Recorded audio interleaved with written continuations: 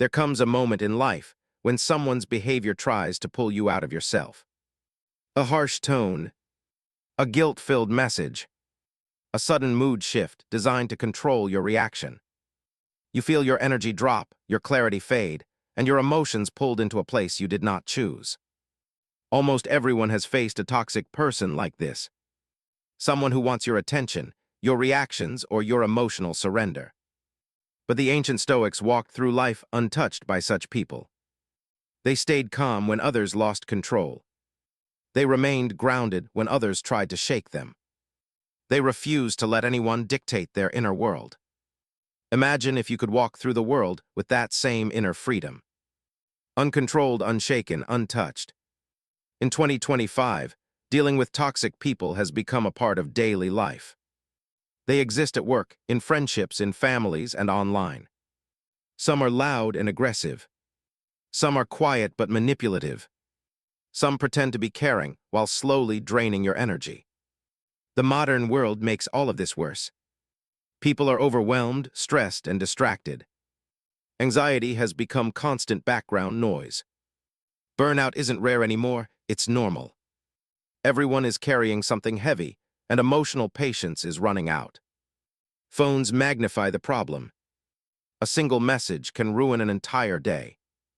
A small comment can trigger overthinking for hours. A delayed reply can create unnecessary emotional confusion. People expect instant answers, instant loyalty, instant emotional support. And when you don't give it, they try to control you through guilt, silence, or passive aggression. Men feel confused about strength. Women feel exhausted from emotional labor. Everyone feels drained by the endless pressure to react correctly, constantly, instantly. Toxic people take advantage of this exhaustion. They pull you into their drama. They twist small situations into emotional traps. They expect you to carry their moods. They want your reactions more than your presence. And slowly, without noticing, you lose your peace trying to manage someone else's chaos. This is where Stoicism becomes a quiet revolution. It teaches you how to step back, how to stay calm, how to protect your inner world even when someone tries to enter without permission. The Stoics understood toxic people long before the term existed. They lived among emperors with shifting moods, citizens with loud complaints, rivals driven by jealousy, and advisors who tried to influence their every decision. Yet they remained steady. They were not controlled. They were not manipulated. They were not emotionally captured. Marcus Aurelius started each morning reminding himself, people will be selfish, irrational, dramatic, demanding, but that is their nature, not a reflection of my peace. This mindset protected him before the day even began. Seneca taught that toxic behavior often comes from inner wounds, fear, insecurity, confusion. Understanding this doesn't excuse the behavior, but it frees you from taking it personally. Epictetus went even deeper.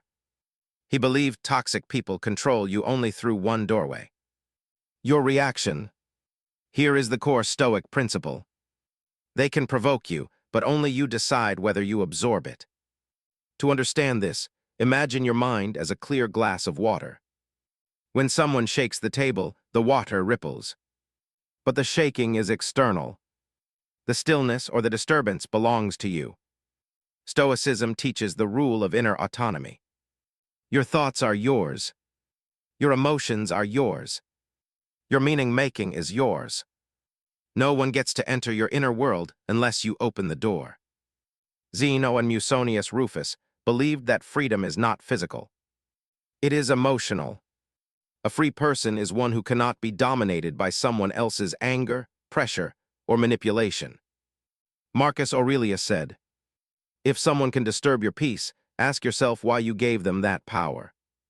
In modern language, you lost control not because they were strong, but because you handed over the steering wheel. When you stop giving emotional reactions, toxicity loses its fuel. Drama loses its audience. Manipulation loses its grip. Control loses its source. Stoicism does not ask you to tolerate harmful people. It asks you to reclaim the emotional authority you have unknowingly given away. Once you do that, toxic people begin to fade. Not because they changed, but because you stopped being someone they could control. There was a man named Elias who was known for his calm and gentle nature. He avoided conflict, helped everyone, and believed that kindness could soften even the hardest hearts. But this very softness made him vulnerable to one person, a colleague named Rowan. Rowan was intelligent, charming, and confident on the surface. But underneath that charm lived a pattern. He controlled people through subtle pressure.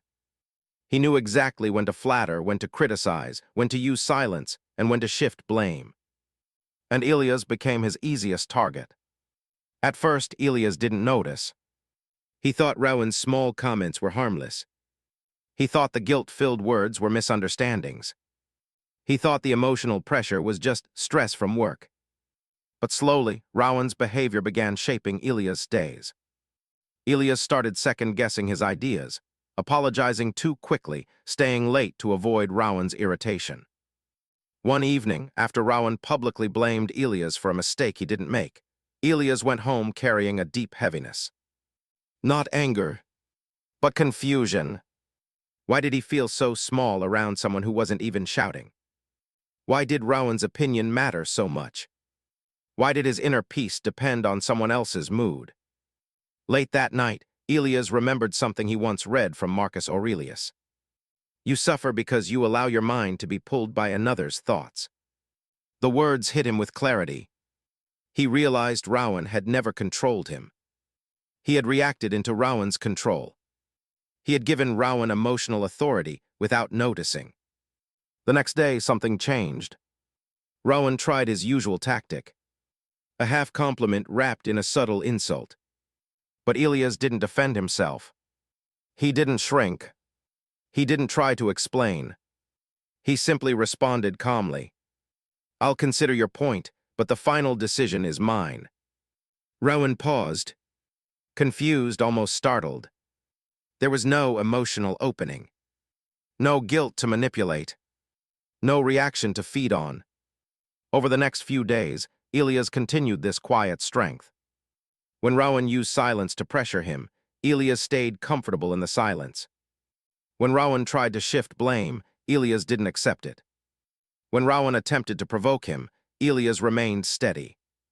And something remarkable happened. Rowan's influence faded. Not because he became kinder, but because Elias no longer responded the way he used to. Elias didn't become aggressive. He simply became inwardly controlled. Clear, grounded, emotionally unaffected. He realized the truth the Stoics lived by. To stop being controlled, you must stop offering your reactions as fuel.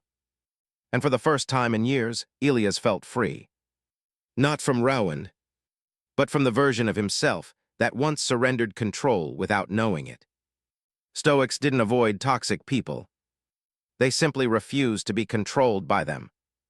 Their power came from inner discipline, emotional clarity, and a set of practical principles that acted like a shield against manipulation. Here are the Stoic methods you can start using today. 1. The circle of control rule. Toxic people try to control your emotions by controlling the situation. Stoics reverse this. You focus only on what you can control, your response. Example: someone blames you unfairly. Instead of defending yourself emotionally, you say, I hear your viewpoint, here is mine. Calm, clear, controlled. This shifts power back to you. 2. The pause before reaction rule. Toxic people rely on fast reactions: anger, guilt, confusion, apology. A Stoic pauses before responding. A pause is power. Example: someone says something disrespectful. Instead of reacting, you breathe and answer slowly. I'll respond to that calmly. The emotional hook disappears. 3. The separation of fact and story rule. Toxic people twist events with emotional stories. Stoics separate what happened from what it means. Example: fact, they didn't reply to your message. Story, they must be upset with me. Stoic view, I don't have enough information to assume anything. Peace returns instantly. 4. The self-respect boundary rule. You teach people how to treat you by what you allow. Stoics use boundaries not as walls, but as self-respect. Example: I'm willing to talk, but not in that tone. I can help, but not at the cost of my peace. Firm, calm, non-negotiable. Toxic people lose control when boundaries appear. 5. The emotional detachment rule. Stoics refuse to feed toxicity with emotional energy. They remain present but not reactive. Example: someone tries to provoke you. Instead of explaining or arguing, you respond, I understand your perspective. No reaction equals no control. This is not coldness. This is emotional mastery. When you combine these techniques, you become untouchable, not because life becomes easier, but because you become stronger. Toxic people cannot control a person who controls themselves. And once your inner world becomes your priority, every manipulative pattern loses its force. This is how Stoics walk through chaos without losing their peace. And how you can copy them. Let me ask you something. How many times have you allowed someone else's mood to become your responsibility? You try so hard to stay patient. You try to be understanding, calm, supportive. But inside, you feel yourself shrinking. Your energy fading, your confidence slipping, your clarity dissolving. You're not imagining it. Toxic people truly can drain the strongest minds if boundaries are not present. Think of your inner world as a small, quiet flame. It warms you. It guides you. It gives light to your choices.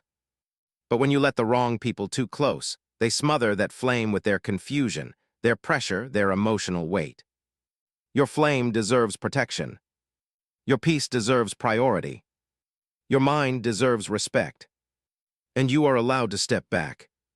You are allowed to protect your energy. You are allowed to choose clarity over chaos. You're not weak for feeling drained. You're human. And recognizing this is the first sign of strength returning. You are capable of becoming the person who cannot be controlled. And you're much closer to that transformation than you think. In the end, the Stoics teach us a truth that can change your entire relationship with toxic people. Control is not something others take from you. It's something you give away. When you stop giving your reactions, your explanations, your emotional energy, toxic people lose their influence. Their words lose their weight. Their behavior loses its power. Stoicism is not about ignoring people. It's about mastering yourself. It's about knowing where your mind ends and where their chaos begins. It's about walking through the world with a calm center that no one can shake. Marcus Aurelius faced manipulation, pressure, and emotional chaos every day. Yet he remained grounded because he understood one thing. Your inner world is yours alone. Guard it. Strengthen it. Honor it.